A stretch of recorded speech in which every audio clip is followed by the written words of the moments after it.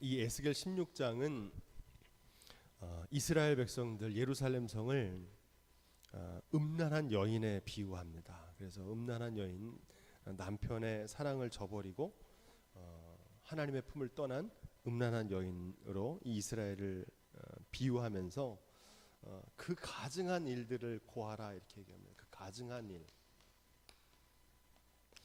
이 가증한 일이라는 말이 자주 나오는데 이 가증한 일은 앞에서 말씀드린 대로 우상숭배입니다. 우상숭배.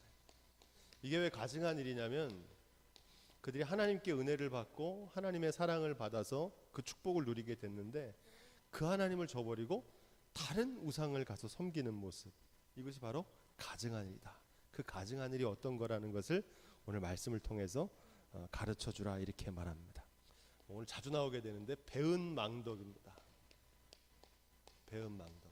하나님의 은혜를 받았는데 그 은혜를 잃어버린 거예요. 하나님의 축복, 하나님께서 주시는 축복을 받고 하나님께 주시는 생명을 누리고 하나님께 주시는 집에서 하나님께서 허락하신 모든 것을 누리면서도 그 하나님을 저버리고 다른 것들 앞에서 경배하고 절하는, 그것이 바로 이스라엘 모습을 우리에게 보여주고 있습니다. 그런데 이런 이스라엘의 행위를 말하면서 동시에 하나님께서 이 이스라엘을 심판하실 거다, 우상숭배도 심판하실 거다 말씀하시면서 중요한 사실은 그럼에도 불구하고 하나님께서 변함없는 사랑과 긍휼을 가지고 다시 이스라엘 백성들을 회복시키시겠다 이렇게 말씀하십니다. 그런 맥락에서 우리 3절부터 4절 5절까지 말씀, 3절부터 5절까지 말씀을 다 함께 한 목소리로 다시 읽어보겠습니다. 이 3절 말씀에 보니까 이스라엘 백성들을 향해서 뭐라고 그러냐면 내가 난 땅은 가나안 땅이고 그리고 너의 아버지는 아모리 사람이고 너희 어머니는 헷족속이다 이렇게 얘기합니다. 이게 무슨 얘기냐면 이스라엘 백성의 아버지는 누굽니까? 이스라엘을 창조하신 분이 하나님이시거든요. 근데 하나님의 자녀된 그들에게 아버지 되신 하나님을 저버리고 다른 이방 족속들, 여기서 말하는 가나안은 이스라엘 백성들이 거하는 땅 그 가나안을 뜻하기도 하지만 노아의 후손 가운데 가나안 후손, 하나님을 경외하지 않는 이방 사람들을 뜻합니다. 이방 사람들하고 네가 그들의 자손이다 이렇게 얘기합니다. 세례 요한이 세례를 줄 때 유대인들이 세례를 받으러 오잖아요. 그들에게 이 세례 요한이 뭐라고 그러냐면 이렇게 얘기합니다. 독사의 자식들아 이렇게 얘기합니다. 독사의 자식들. 원래 이 유대인들은 스스로 누구라고 생각하냐면 독사의 자식이 아니라 누구의 자손이라고 생각해요? 아브라함의 자손이라고 생각하거든요. 그러니까 자신들은 선택받은 백성들, 모세의 후예고 하나님을 잘 믿는 선민이라고 생각하는데 그들에게 세례 요한은 뭐라고 얘기합니까? 독사의 자식들이다 이렇게 얘기합니다. 지금 이스라엘 백성들은 자신이 스스로 하나님의 선민, 선택받은 유대인들은 그렇게 생각하는데 그들에게 뭐라고 얘기하냐면 너는 하나님의 자식이 아니고 가나안과 아모리와 헷족 속의 아들과 딸이다 이렇게 얘기하는 겁니다. 왜 이렇게 말씀하시느냐? 그들이 하나님을 저버리고 다른 것을 섬기는 모습을 했기 때문에 더 이상 하나님의 자녀일 수 없다 이렇게 얘기하는 겁니다. 내가 나던 날에 내 몸이 꺼린 바 되어서 내가 들에 버리워져 있었다. 아무도 널 돌봐주지 않을 때 내가 그 길을 지나다가 너를 건져냈다. 하나님께서 이렇게 말씀하십니다. 본래 이스라엘 백성들은 광야에 버려진 어린아이의 모습을 통해서 하나님의 은혜로 민족을 이루게 됩니다. 원래 이스라엘 백성들은 에집트에서 뭐였습니까? 노예였잖아요. 노예. 무려 400년 동안 구원의 가능성, 나라를 이룰 가능성이 없었는데 하나님께서 모세를 보내서 그들을 인도해서 광야를 통과해서 홍해를 건너고 마침내 시내산에서 언약을 체결하고 그들을 약속의 땅으로 인도해 주셔서 그들에게 아름다운 나라를 지어주셨거든요. 본래 그들은 노예였단 말이죠.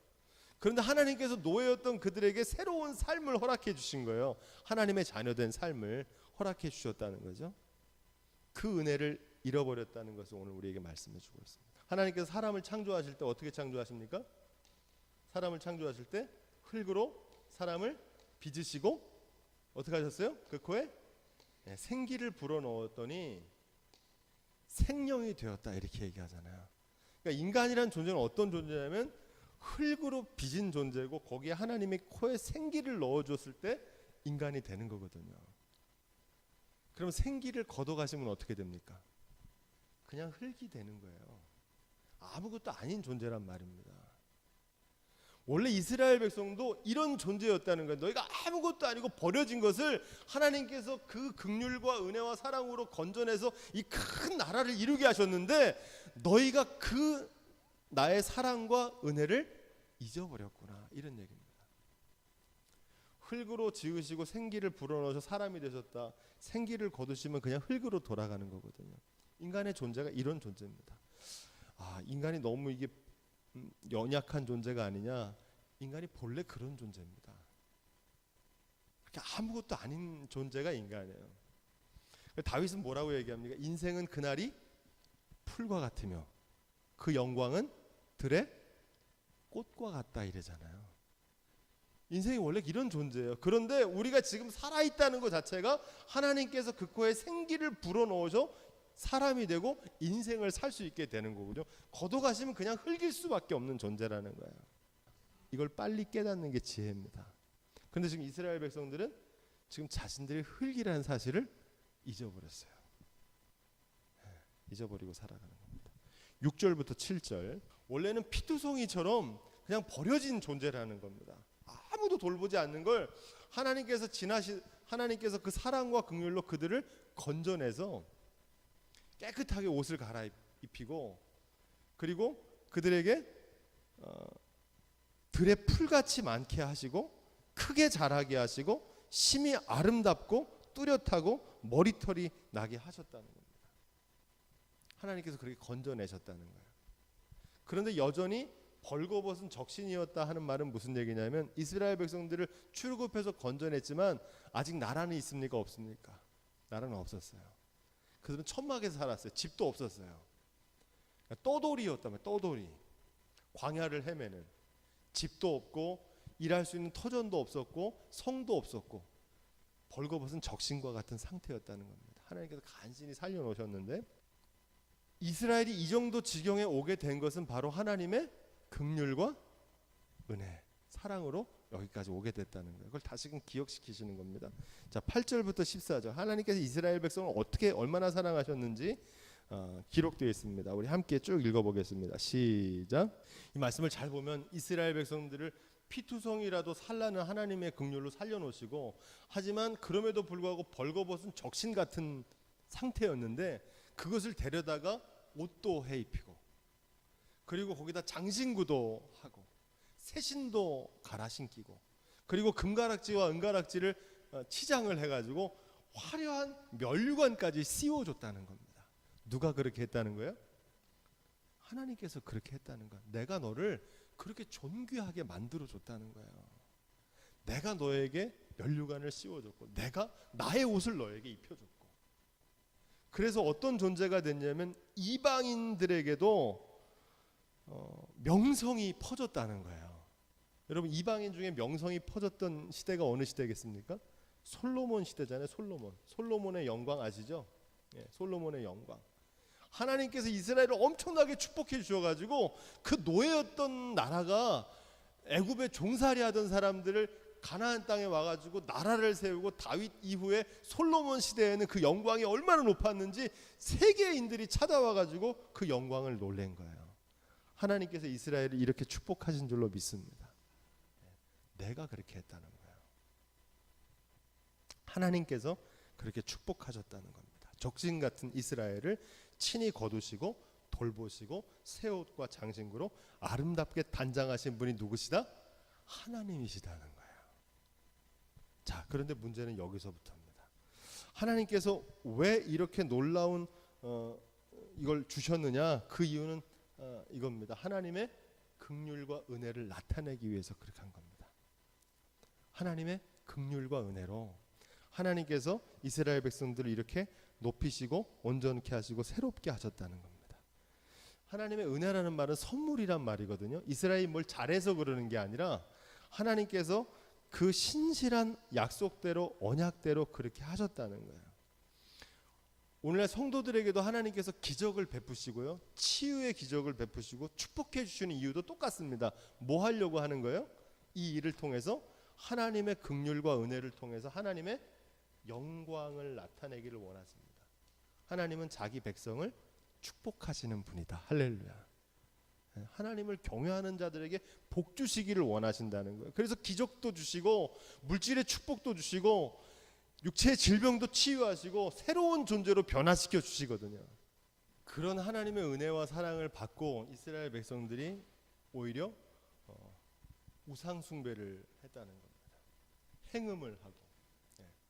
여기서 행음은 바로 우상 숭배인데 그 화려함과 명성을 가지고 이게 누가 주신 거예요? 하나님께서 주신 거거든요. 근데 그걸 가지고 오히려 자기가 자랑하면서 자기를 드러내서 이 화려함과 명성 때문에 행음을 했다는 거예요. 이방인들에게 우상 숭배를 하고 그걸 자랑하면서 자기 영광을 돌린 거예요. 내가 똑똑해서 내가 열심히 일해서 이만큼 살게 됐다. 나의 수고 헌신으로 이 아름다운 성전도 짓게 됐다. 화려함과 명성을 하나님이 주신 건데 그것을 자기에게 영광을 돌리는 거예요. 왜 이런 일을 했느냐 보니까 너를 위하여 이렇게 얘기합니다. 계속 이 말이 반복돼요. 너를 위하여 내가 주어 먹게 한 식물을 기름과 향으로 그 앞에 베풀며 그 앞에 향기를 삼았나니. 우상 숭배의 모습을 우리에게 구체적으로 보여주는데 우상 숭배라는 건 뭐냐면 너를 위하여 자기 자신을 위하여 신을 만드는 겁니다. 우상 숭배의 본질은 탐심입니다. 그래서 탐심은 곧 뭐라고 그래요? 우상 숭배니 이렇게 하잖아요. 우상 숭배자들의 특징은 뭐냐면 하나님을 안 믿는 게 아니라 하나님 믿긴 믿는데 하나님을 믿는 이유도 따지고 보면 누구를 위해서 믿는 거예요? 자기 자신을 위하여, 자기 영광, 자기 자랑, 자기 만족. 우상 숭배, 탐심입니다. 이 우상 숭배의 구체적인 모습으로 뭐가 나오냐면 오늘 말씀해 보니까 20절에 나를 위하여 낳은 내 자녀를 불살라 드렸다는 거예요. 이게 무슨 얘기냐면 인신제사를 얘기하고요. 사람을 제물로 드리는데 누구를 드린 거예요? 자기 자식을 드렸다는 거예요. 이방 우상 숭배 중에서 대표적인 게 바알신을 섬겼고 바알신은 물질과 풍요의 우상이고요. 지금 여기 나오는 이 자녀를 불살라드린 인신제사를 드린 우상이 있는데 이 우상을 몰록이라고도 하고 밀곰이라고도 하고 몰렉이라고도 하는 그런 우상한테는 사람을 잡아드린 거예요. 근데 이게 무슨 의미가 있냐면 본래 신앙은 자기를 부인해서 하나님의 뜻을 이루어 드리는 건데 이 우상 숭배의 특징은 뭐예요? 자기를 위해서 이기적인 욕심을 채우기 위해서 다른 사람을 희생시키는 거거든요. 심지어 누구를 희생시켜요? 자식을 희생시켜서라도 자기의 욕심을 채우는 거예요. 자녀를 희생한다는 뭐냐면 나보다 약한 사람을 희생양 삼아가지고 자기의 유익을 구하는 거예요. 이 우상숭배의 본질입니다. 왜 이런 가증한 일을 행하게 됐느냐? 그 이유가 22절에 나옵니다. 22절 왜 이런 일을 행하게 돼? 왜 우상숭배를 하게 됐느냐? 22절 함께 읽어보겠습니다. 시작. 내가 어렸을 때에 벌거벗어 적신이었으며 피투성이가 되어서 발짓하던 것을 기억하지 아니하고 내가 모든 가증한 일과 음란을 행하였느니라. 아멘. 이 우상 숭배를 행하는 이유가 딱 하나입니다. 뭐라는 거예요? 어린 시절에 발짓하며 피투성이 시절에 있었던 그것을 뭐 하지 못한다는 거예요? 기억하지 못한다는 거예요. 쉽게 얘기하면은 올챙이적 생각을 못하는 거예요. 사람이 그래요. 자기가 물속에 빠져있던 거를 건져내 놓으니까 보따리 내놓으라는 식으로 자신이 하나님의 긍휼과 은혜로 지금 이 자리에 오르게 된 것을 잊어버리는 거예요. 사람이 그렇다니까요.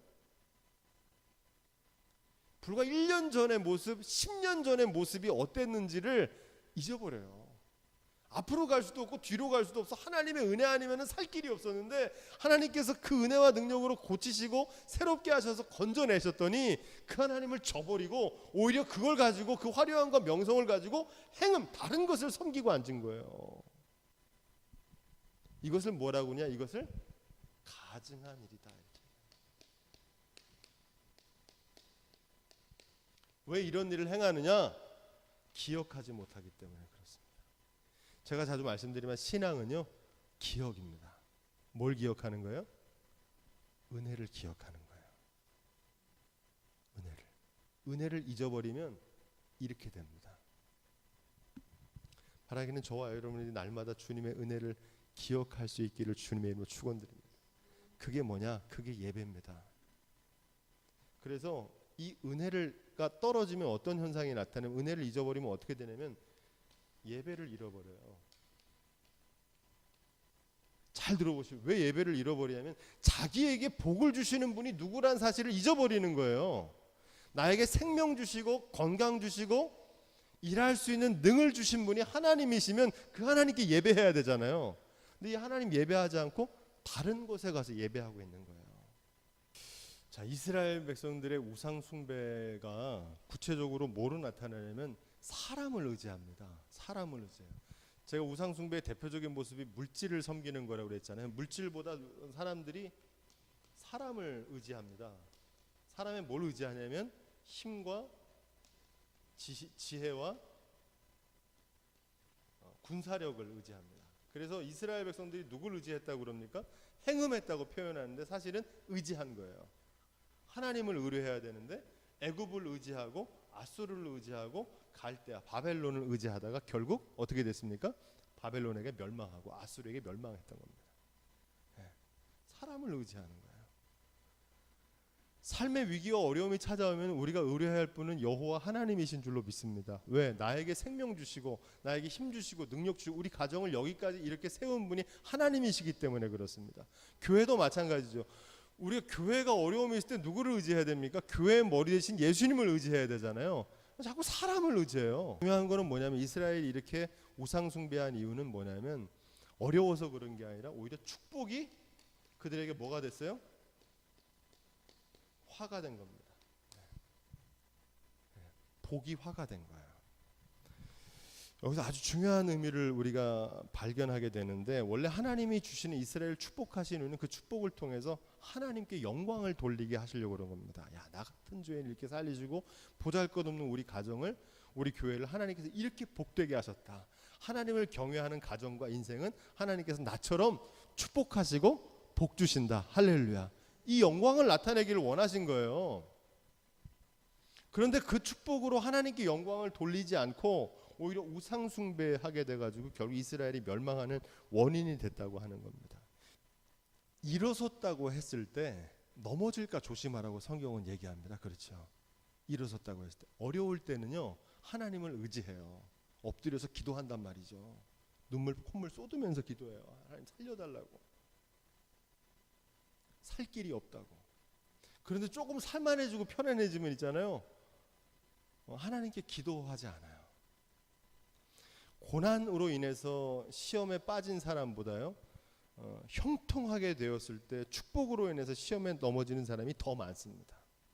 그 대표적인 예가 사무엘상 15장 17절에 나오는 사람 있죠. 사울 왕 기억하시죠? 이스라엘 첫 번째 임금. 사무엘이 이렇게 말합니다. 왕이 스스로 작게 여길 그때에, 언제? 작게 여길 때 하나님께서 어떻게 하셨어요? 이스라엘 지파의 머리가 되게 하지 않으셨습니까? 하나님께서 기름 부어서 사울을 왕으로 세워주신 분이 누구예요? 하나님이시거든요. 근데 이게 왕이 되니까 자기가 진짜 왕인 줄 알고 자기에게 기름 부어 왕 세우신 하나님의 명령을 거역해요. 자기 맘대로 하는 거예요. 왕 노릇을 하는 거죠. 하나님께서는 작은 자를 통해서 큰 자를 부끄럽게 하시고 약한 자를 들어서 강한 자를 부끄럽게 하시는 줄로 믿습니다. 모든 게 형통하게 될 때 그래서 어떻게 되냐면 겸비하셔야 됩니다. 넘어질까 조심해야 돼요.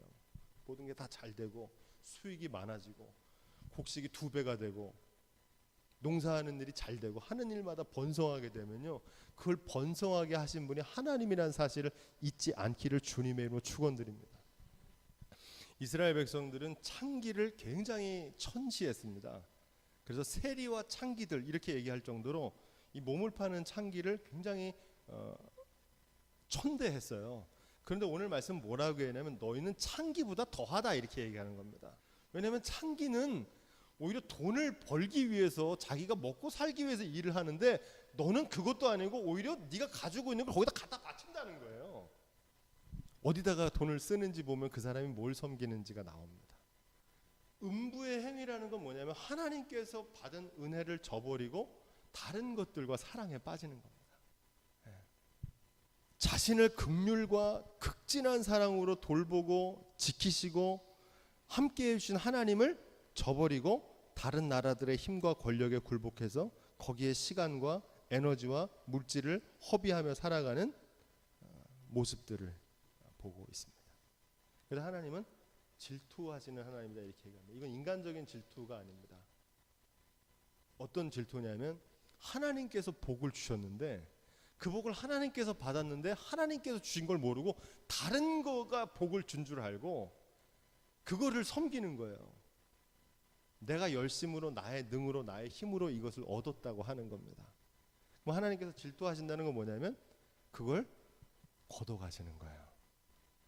네가 한 게 아니라 나의 은혜고 내가 긍휼히 여겨서 너에게 이것을 주었다는 것을 깨닫게 하신다는 겁니다. 하나님께서.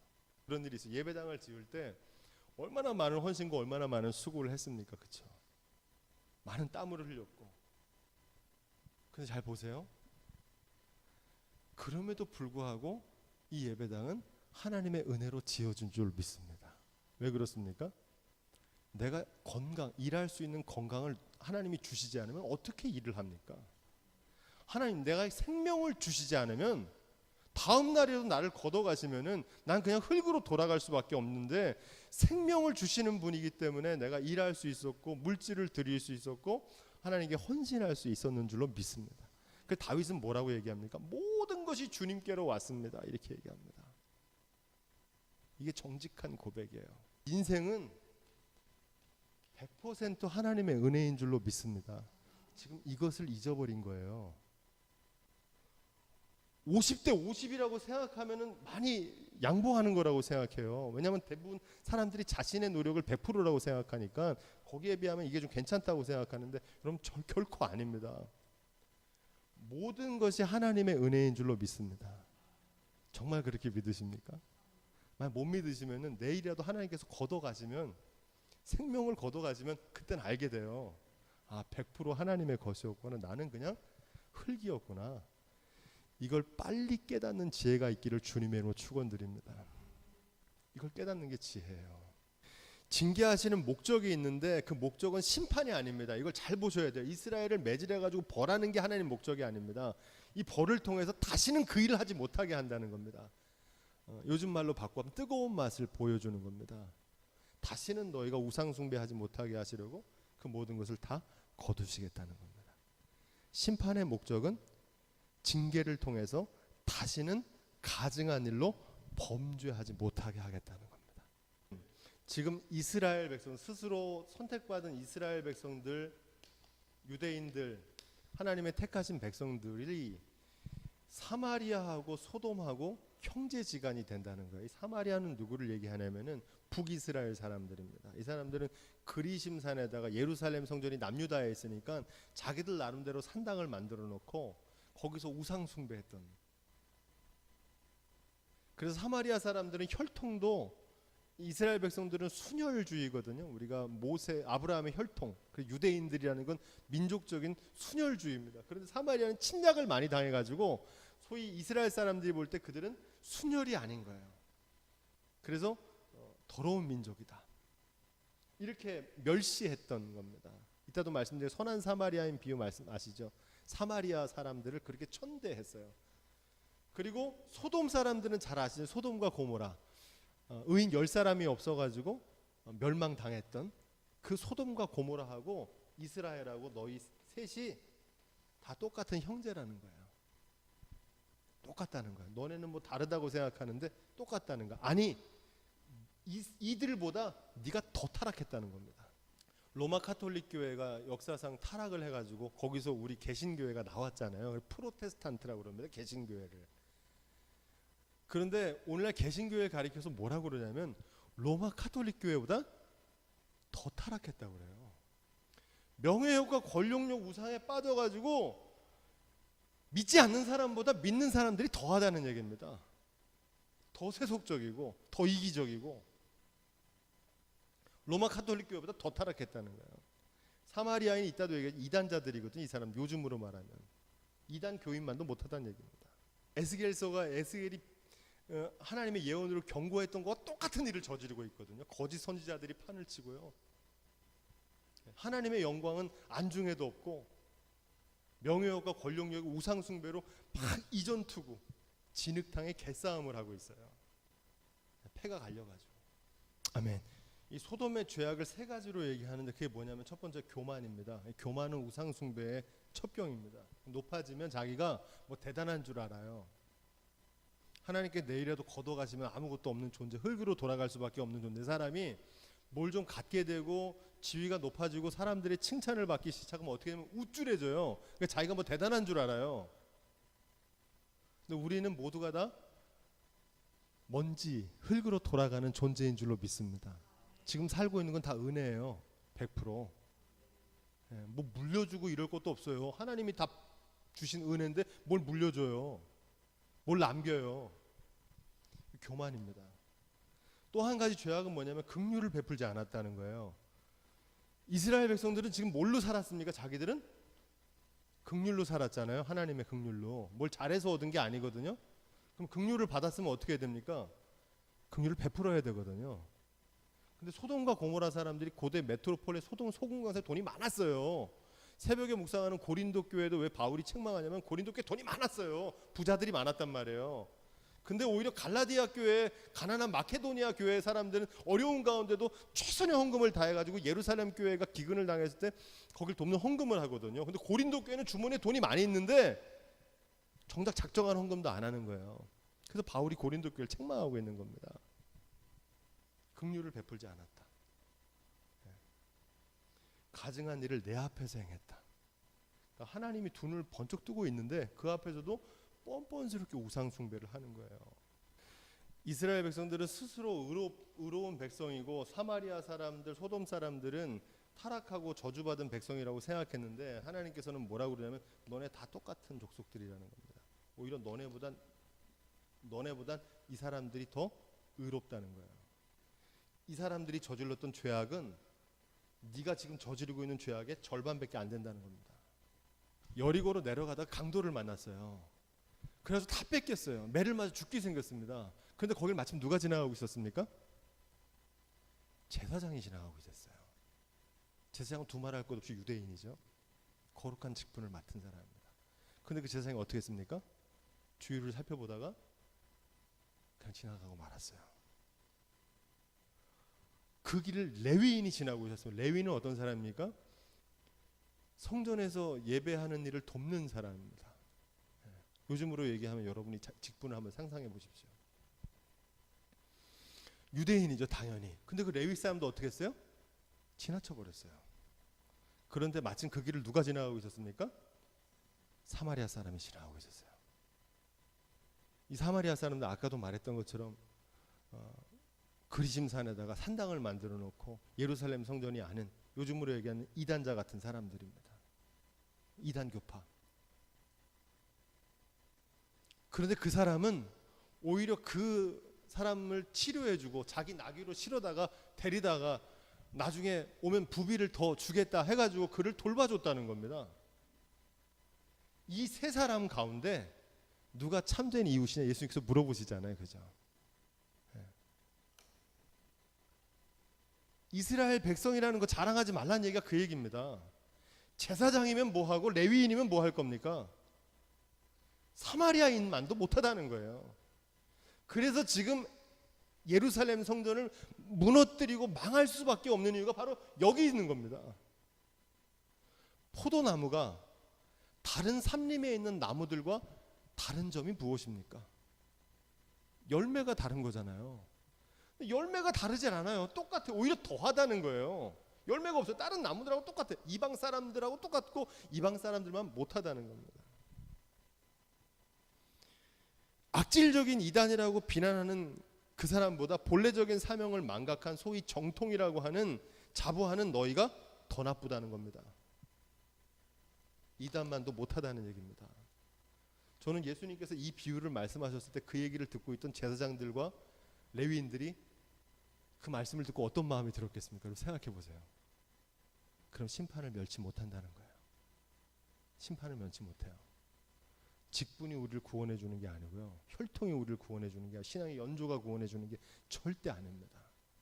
하나님께서 새 언약을 세우겠다고 말씀하십니다. 영원한 언약을 세우겠다는 겁니다. 그렇다고 이스라엘 백성들을 심판하시고 끝내는 게 아니라 하나님께서는 여전히 이스라엘을 사랑하십니다. 새 언약을 세우겠다. 어떤 언약을 세우겠다 그러냐면 영원한 언약을 세우겠다고 얘기합니다. 이 영원한 언약은 뭐냐면 이전에 있었던 맺은 언약, 모세의 율법이 아니라는 겁니다. 이게 아니고 새 언약을 세우겠다는 겁니다. 이 새 언약이 뭐냐면 이게 굉장히 중요합니다. 이 새 언약이 어디 나오면 예레미야 31장 31절 한번 찾아보겠습니다. 예레미야 31장 31절부터 33절까지. 나 여호와가 말하노라. 보라, 날이 이르리니 내가 이스라엘 집과 유다 집에 새 언약을 세우리라. 나 여호와가 말하노라. 이 언약은 내가 그들의 열조의 손을 잡고 애굽 땅에서 인도하여 내던 날에 세운 것과 같지 아니할 것은, 내가 그들의 남편이 되었어도 그들이 내 언약을 파하였음이라. 나 여호와가 말하노라. 그러나 그날 후에 내가 이스라엘 집에 세울 언약은 이러하니, 곧 내가 나의 법을 그들의 속에 두며 그 마음에 기록하며 나는 그들의 하나님이 되고 그들은 내 백성이 될 것이라. 아멘. 새 언약은 뭡니까? 하나님이 남편이 됐는데도 그 남편을 저버렸는데 그 언약까지는 안 되고 새로운 언약을 세우겠다는 겁니다. 그것을 어디다 세우겠다는 거? 그 마음속에다가 심어놓겠다는 겁니다. 그래서 하나님을 저버리지 못하게. 옛날의 언약은 모세의 율법으로 사람 간에 맺은 약속처럼 이 계약을 서로 지키는 약속인데, 이제는 그게 아니고 새 언약은 그 10년 가운데 하나님께서 새겨놓겠다는 거야. 영원한 언약이 뭐라 그래요? 다윗에게 허락한 확실한 은혜다, 이렇게 얘기합니다.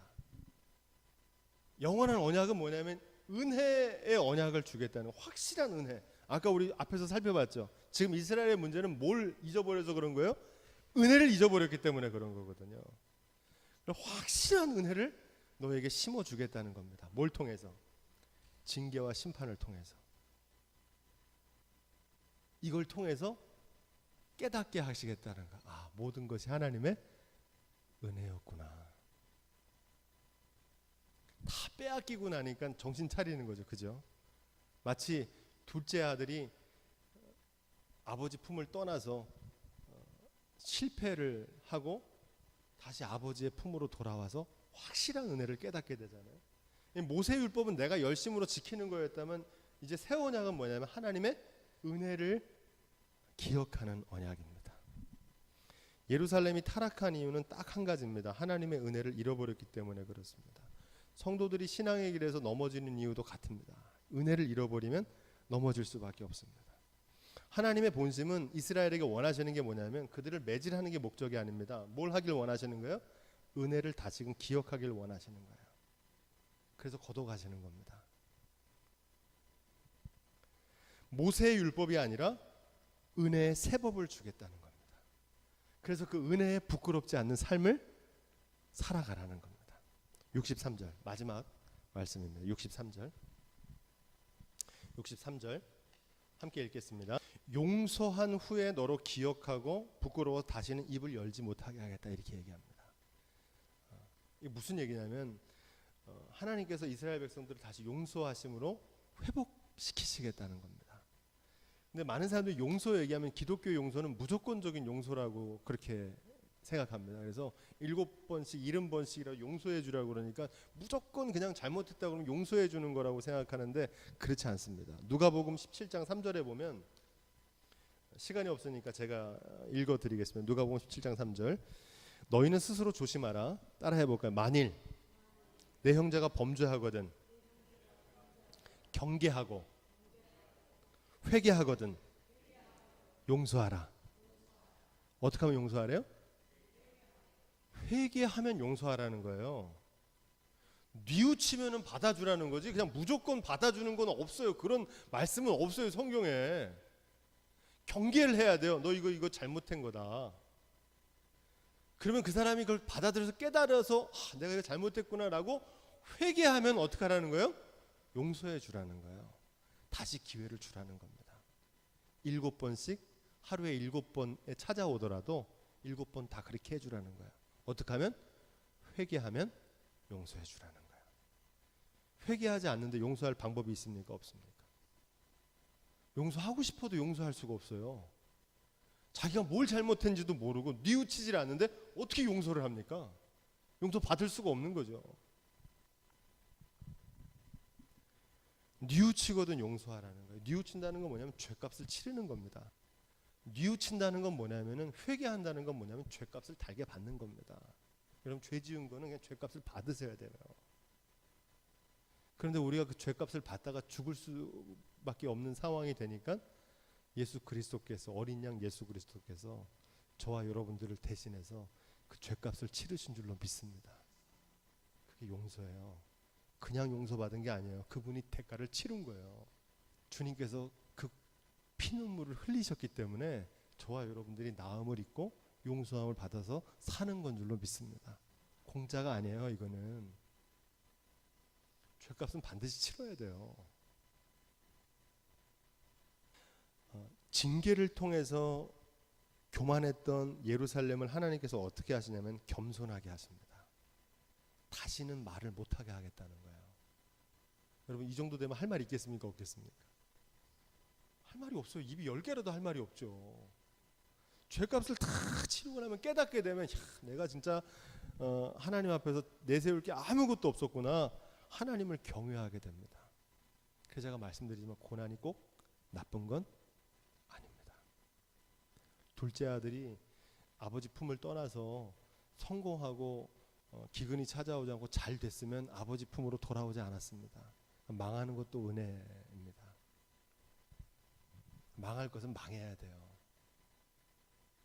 그 망한 걸 통해 가지고 하나님께 회개하고 용서함 받는, 그래서 하나님의 은혜로 회복될 수 있는 그 기회가 열린다면 고난이 꼭 나쁜 것은 아니다.